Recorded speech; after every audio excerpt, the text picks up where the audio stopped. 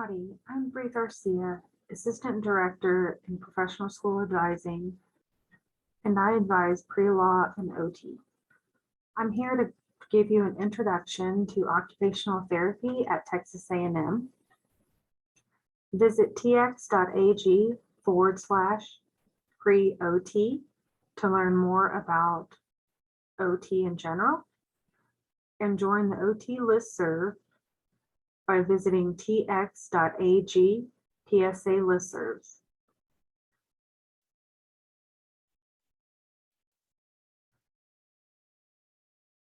Occupational therapists enable people of all ages to live life to its fullest by helping them promote health and prevent or live better with injury, illness, or disability. OT is the only profession that helps people across the lifespan to do the things they want and need to do through the therapeutic use of daily activities, otherwise known as occupations. It requires a bachelor's degree in any field, plus an entry-level master's or entry-level doctorate in OT. A traditional master's program takes 2 to 3 years to complete, and entry-level doctorate programs approximately 3 years. Most Texas programs are entry-level OTDs.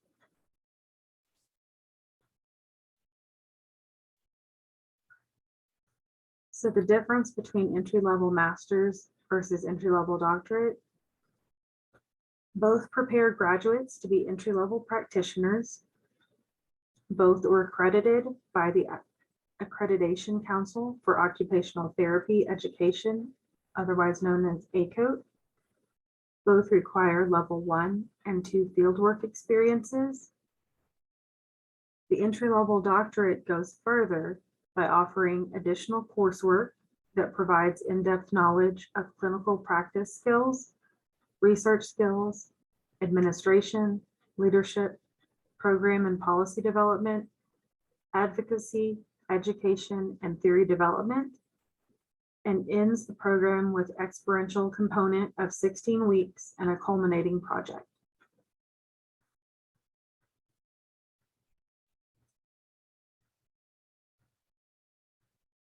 Currently,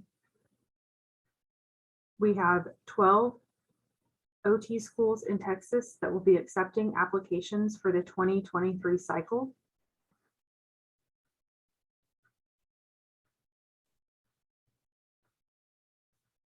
So when it comes to academics, the major myth is that you have to have specific majors in order to go to OT school. As you heard me earlier say, it can be any major.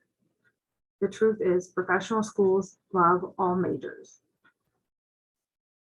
Changing your major or adding a minor, minors, a certificate, or certificates will not better your chances for OT school. There are more factors involved. Most applicants will choose specific majors to coincide with the prerequisites of the OT schools that they are interested in, so that they get through undergrad faster and it's more cost effective. When it comes to GPA and prereqs, grades from other institutions count toward your applicant GPA. Yes, this includes dual credit. OT schools don't always like AP or IB credit, so don't accept it without speaking with the OT advisor. This is especially if the course is a prereq. It's very important to check this, because once you accept the AP IB credit on your unofficial transcript, it can't be taken off. It becomes an official part of your transcript.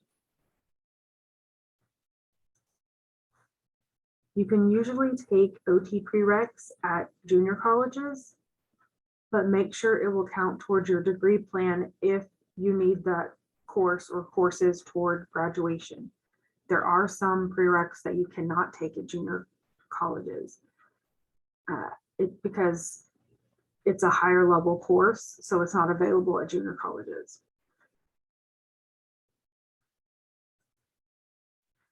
So I mentioned earlier tx.ag/pre-OT.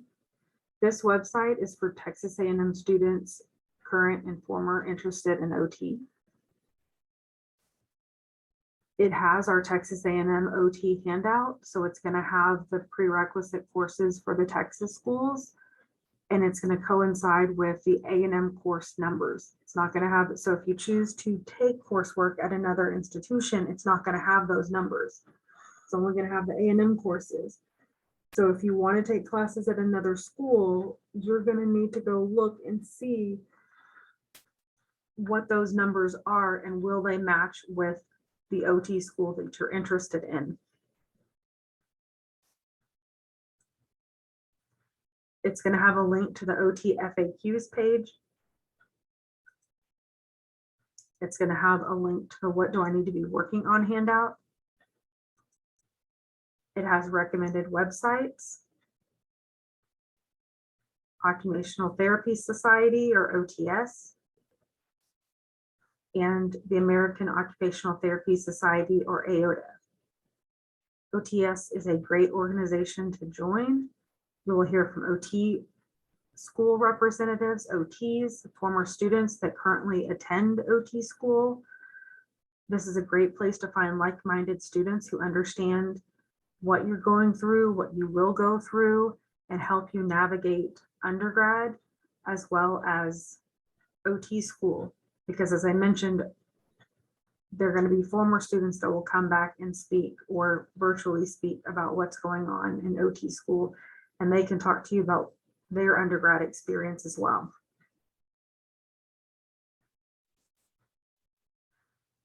So what do I need to be working on handout? This is a good guide for you to keep track of all of the things that you're doing as an undergrad student. So when it comes time to apply on the centralized application service, you'll have a list of everything that you need. Notice at the top there, it has healthcare experience. That's going to be your shadowing for OT as well as other things that you may volunteer. And there is a specific link, this tx.ag/WDINTBWO. But as I mentioned also, if you go to the tx.ag/pre-OT, there will be a link to this page. So there's several options that'll get you to here. The OTCAS or OT Centralized Application Service is going to have a lot more detailed information than Apply Texas or the Coalition, whichever application service you use to apply to come to A&M. So it's nice to have this as your list, make an electronic version of all of these things and start typing everything down from the day after you graduated high school. You can start marking down everything that you've done. So healthcare experience, community service, extracurricular activities, leadership, honors and awards, all of that. It's going to make your life so much easier when it comes time to apply. You can keep track of all of your volunteer experience. aggieserve.tamu.edu is a website from the university that keeps track of opportunities in the Bryan College Station area. You can always check on that and see what's been added. We have a volunteer sheet, but that doesn't always get updated as quickly. But the Aggie Serve, anybody in the Bryan College Station area can get added on there. And then stuactonline.tamu.edu are all of the student activities that are out there, all of the student orgs.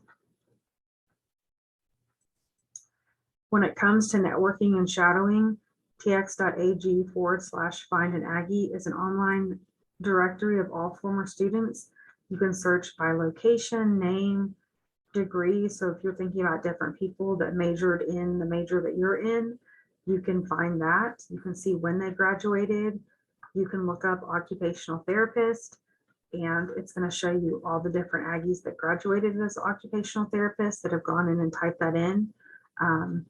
Any other things you can think of, it's basically like Google for Aggies. And then that way, once you've looked them up, you can go in and you can email them through the association. And if they respond back to you, then you'll have their email address. Some choose to put their phone number. If you want to contact them that way, you can see what clinics they're working at if they put that in, and that can help you figure out how to reach out to them. Reach out to occupational therapists in your hometown. Sometimes it's a lot easier back home to find shadowing opportunities over breaks than it is here in the Bryan College Station area, because we just don't have that many OTs in the area. The hospitals, you have to volunteer or get your application in the hospital the semester before. Google OTs, talk to people in OTS, visit clinics directly, but definitely when you're back home, reach out to people. You don't have to shadow for long periods of time. Here in the hospitals, you have to commit to a semester, but maybe back home you can do 8 hours here, that kind of thing, and keep track of the OTs that you're shadowing, keep track of their email address, a phone number, that kind of thing. That is not only through the clinic, because sometimes OTs will move around. They won't be at the same clinic by the time you go to apply, and you want to be able to reach out to them and talk to them about letters of recommendation and that kind of thing. And if they're not at the same clinic, you may not have a way to get in touch with them. So you want to have a contact outside of how you, the specific clinic that you were at. So if there's a personal email or something like that, because letters of recommendation go through email and through OTCast, but you'll want to be able to reach out to them and talk to them about that before and see if it's okay to ask for a letter. And then check with the OT programs that you're interested in to see if they require you to track the hours on a specific form or if you create your own. So tracking your OT shadow hours. These are screenshots of the OTCast application. As of right now, this is what it looks like from the 21-22 OTCast. You have to go in and put in all of your hours and it adds it up. And then the diagnoses that you've seen. As of the 22 application, UMHB, Mary Hardin Baylor, and UT Health San Antonio have documentation that you need to track your hours on. They are on our handout. You'll find the links to both of those on the TAMU OT handout, links directly to their page so that you can find it and access it quicker. Keep track of your OT shadow hours with OT signatures and contact information. So as I mentioned before, you can reach out when it's time for you to apply. You can also upload, once you've had the signatures, you can upload that into the application. Remember that application requirements may change from cycle to cycle, so it's better for you to be over prepared than to feel like you're missing things when it comes time to apply. Also on OTCast, when it comes to letters of recommendation, there are certain characteristics that everybody gets asked. So your recommenders will be asked about these specific characteristics: adaptability, critical thinking, conflict resolution, interpersonal relations, oral communication, reliability, self-awareness, team skills, and written communication. So these are things that you need to be thinking about and make sure that these are focused and stand out whenever you're around people that could potentially be your recommenders later on. Not that you shouldn't be on your best behavior all the time, 24/7, but especially focusing on these things so that these things stand out when it comes time for that. So what does PSA or professional school advising offer? We have one-on-one advising. So we have appointments, 30-minute appointments over Zoom right now. There's drop-in or group advising via Zoom. It really just depends on what's available. Sometimes I'll send out information through the listserv, so I'll be letting you know that drop-in is a quick you sit in the virtual waiting room, or when we go back to in-person. Group advising is could be application group advising, or it could just be first year and second year group advising.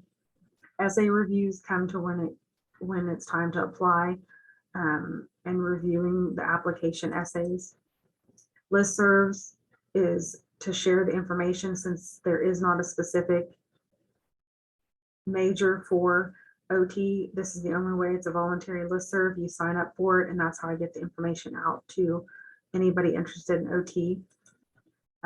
Video, we have different videos for the different professions of different things, such as interviews, first and second year videos, things like that. Workshops, on our workshops page, you can sign up for different things, first and second year informationals. Those are two different workshops that we go over to make sure that you're on track with what you're doing. Medical and dental are for those specific professions.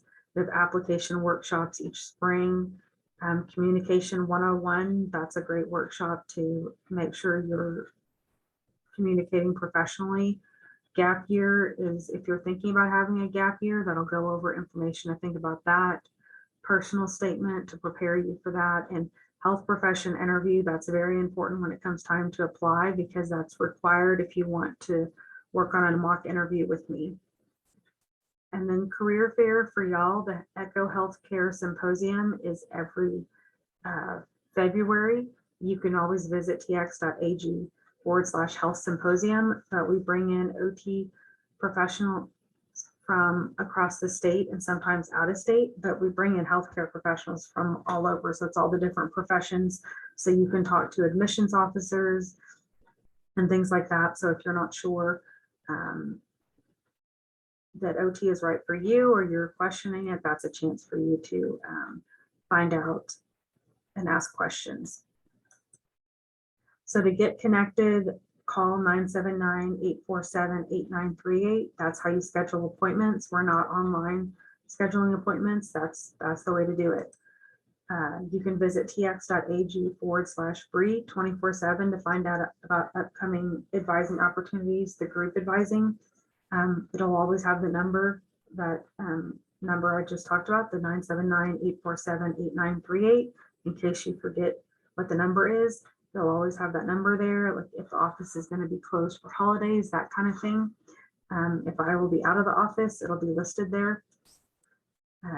Join the listserv so you don't miss out on OT updates, opportunities, and you just go to tx.ag/PSA listservs. This listserv is separate than OTS's. OTS has their own listserv for members. So you want to be on both of those so you get information from OTS and you get information from me. I look forward to meeting y'all soon.